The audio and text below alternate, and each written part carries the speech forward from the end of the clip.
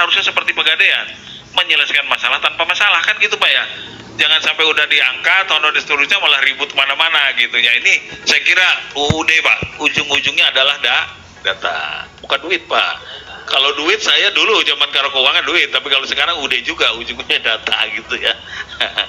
Dari 2,3 juta sudah diselesaikan, direkrut untuk formasi 2021, 2022, 2023, sehingga tinggal tersisalah angka 1,7 juta ini yang sedang kita verbal, seperti Pak Wakil tadi sampaikan, gitu Pak ya. Jadi terkait dengan informasi yang kami sampaikan pada Pak Inspektur. Jadi mohon saya kira seperti dari paparan saya sampaikan, yaitu terkait dengan tenaga non ASN. Jadi ini tolong juga nih dari Ombudsman Pak ya, perpalnya apakah sesuai atau tidak, jangan sampai nanti timbul kecemburuan di daerah dan seterusnya.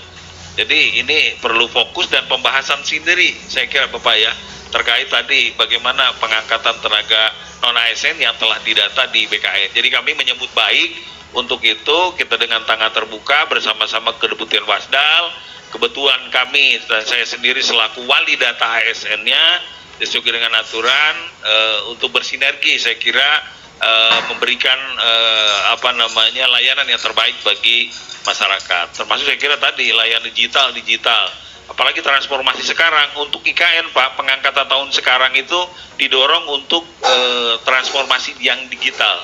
Dan informasi CPNS 2023-24 ini adalah semuanya didorong untuk IKN. Informasi Pak Menteri seperti itu. Termasuk mendorong prioritasnya yaitu untuk APIP, bahkan dari APIP ya. Jadi pemerintah yang dalam ini bersama KPK berkomitmen di dalam Stranas itu, yaitu terkait dengan percepatan untuk melakukan pengawasan dan pengendalian, sehingga formasi di daerah itu diwajibkan harus ada APIP gitu ya, dan sudah masuk ke kami, mayoritas di daerah itu harus mewajibkan unsur APIP pada saat penyusunan informasi. Bapak tepuk tangan Pak, tepuk tangan dong. Ya kan di sini banyak APIP semua ya. Luar biasa. Iya Pak, saya juga pernah jadi PLT Inspektur soalnya. Jadi saya mendukung Pak. Itu tanggapannya Pak ya. Terus terkait dengan tadi dari Provinsi Kalbar Pak ya. Mohon izin. Pertama terkait dengan P3K guru untuk formasi 2022 meminta penempatan, bagaimana regulasinya gitu ya. Tadi kalau tidak salah mohon koreksi. Jadi di dalam PP 49 Pak, mohon izin 2019 bahwa terkait dengan perpindahan untuk P3K, mohon maaf itu belum mengatur terkait dengan itu. Jadi belum diatur tentang bagaimana manajemen perpindahan atau mutasi PPK. Dan tentunya saat ini sedang dilakukan pembahasan terkait dengan RPP manajemen ASN, mulai dari perencanaan kebutuhan sampai dengan pensiun, termasuk ada pasar digitalisasi, ada pengadaan, perpindahan, tidak hanya mengatur PNS tapi P3K juga ya. Dan ini sepertinya gitu ya akan dilakukan akan diakomodir terkait dengan perpindahan P3K ini. Jadi sementara ini mohon izin Pak, masih kami bahas bersama Kemenpan RB, Kumham, Teruslan, BKN gitu ya, untuk bagaimana tadi menginventarisir apa yang belum terakomodir di dalam regulasi yang sebelumnya. Itu terkait dengan perpindahan. Berikutnya adalah terkait P3K yang telah lulus namun mengundurkan diri. Nah, apakah bisa diganti atau enggak gitu Pak ya? Kalau dulu adanya PB2 Pak, kalau bapak saya pensiun diganti sama saya gitu, otomatis ya. Iya PB2 Pak ya, kalau dulu ya. Tapi saya belum lahir itu Pak, sehingga bapak saya pensiun, saya nggak diganti saya ikut tes juga. Tapi masih untung belum ada komputer LCD tes Pak. Oh kalau ada kucing, oh aduh CAT saya nggak lulus Pak. Saya kan biasa-biasa aja, nggak pinter lah gitu. Jadi terkait tadi yang mengatur terkait dengan untuk yang mengundurkan diri. Jadi di dalam P3K guru yang dimungkinkan oleh penggantian ini adalah turun tahun 2023 Pak. Jadi memungkinkan tadi penambahan Pak Temu ya, mohon izin dilakukan penggantian kelulusan yang diakibatkan adanya pengunduran diri. Ini diatur dalam Permenpan nomor 14 tahun 2023. Jadi memungkinkan Oh iya, mohon maaf. Udah diurut. Aduh, mohon maaf Pak, kalau saya memang begini adanya. Sedangkan untuk 2021-2022 tidak dapat dilakukan penggantian Pak. Ya karena waktu itu kan seleksinya bertahap Pak ya. Ada yang 2 tahap, terus ada yang 3 tahap tuh Pak Temu juga ya. Sehingga tidak memungkinkan. Tapi kalau untuk 2023 dimungkinkan untuk proses penggantian kelulusan yang digabungkan dengan adanya peserta yang mengundurkan diri. Saya kira udah diworo-woro. Terima kasih Pak. Mudah-mudahan Bapak tidak puas Pak. Kalau puas nggak ketemu lagi saya. Tapi kalau tidak puas, jadi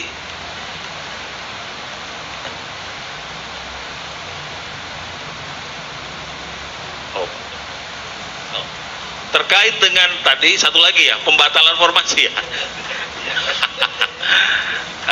Yang punya jabatan direktorat jabatan. Kalau saya punya data Pak. Jadi terkait tadi yang formasi, penggantian formasi ya. Jadi saat ini Pak sedang melakukan penyusunan kebutuhan terkait dengan rincian kebutuhan formasi masing-masing usulan dari instansi. Nah, terkait dengan penggantian, jadi hari Kamis kalau tidak salah ada pertemuan antara instansi Kemenpan RB dengan BKN. Itu karena masih ada yang proses penyusunan kebutuhan, ada yang sudah selesai, ada yang belum. Bahkan ada yang belum Pak. Saya nengoknya kan nggak tahu kenapa ya. Ada yang belum. Jadi nanti bisa didiskusikan Pak. Jadi terkait penyusunan 2023 Pak ya, 2024 ini gitu ya. Jadi bisa berdiskusi karena ini belum dipenetapkan rinciannya dari Kemenpan RB.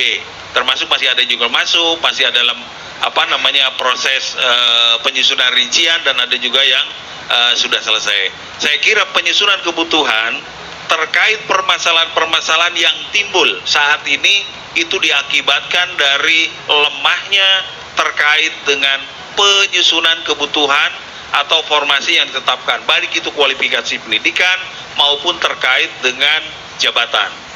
Contoh misalnya jabatan, kalau jabatan itu misalnya teknologi informasi ya komputer, saya kebetulan di basisnya itu, basicnya.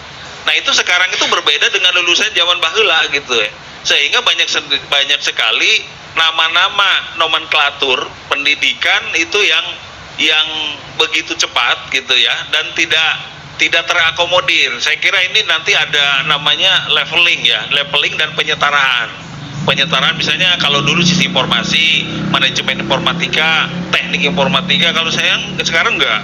Ada namanya misalnya data analitik, terus keamanan, cyber dan lain-lain ya, supaya laku di pasaran sepertinya bertemu ya.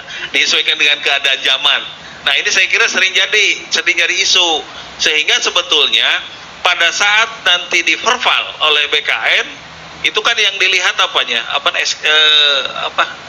rincian mata kuliah tuh mata pelajaran mata kuliah ya mata kuliah gitu ya, nanti bisa transkrip maksud saya, mohon maaf saya lupa lah kuliah nggak sih saya transkrip nilai gitu ya.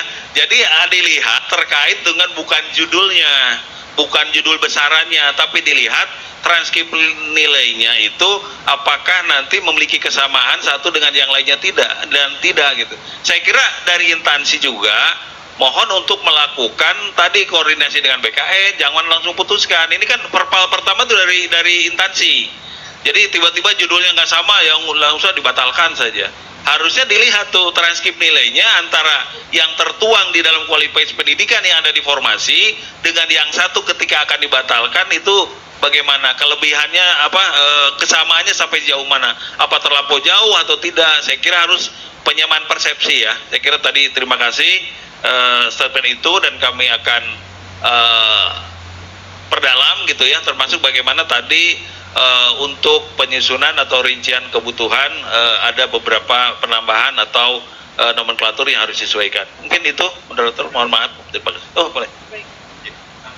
Nambah sedikit yang tadi sampaikan Pak Wiyah terakhir, khusus untuk yang agama sekalian, mohon bukan cuma dilihat transkripnya, tapi juga dilihat agama yang bersangkutan apa, karena kami masih punya PR2 ini yang belum terselesaikan gitu guys.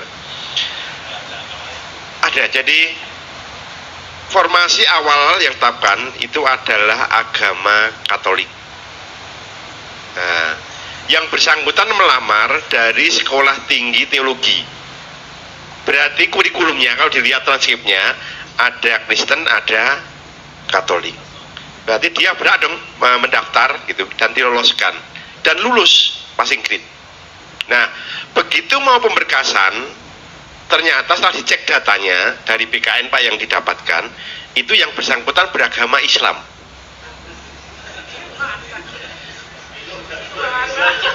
Setelah di cross check betul dengan data kami, Dapodik dan sebagainya, cek ke lapangan, yang bersangkutan agama Kristen.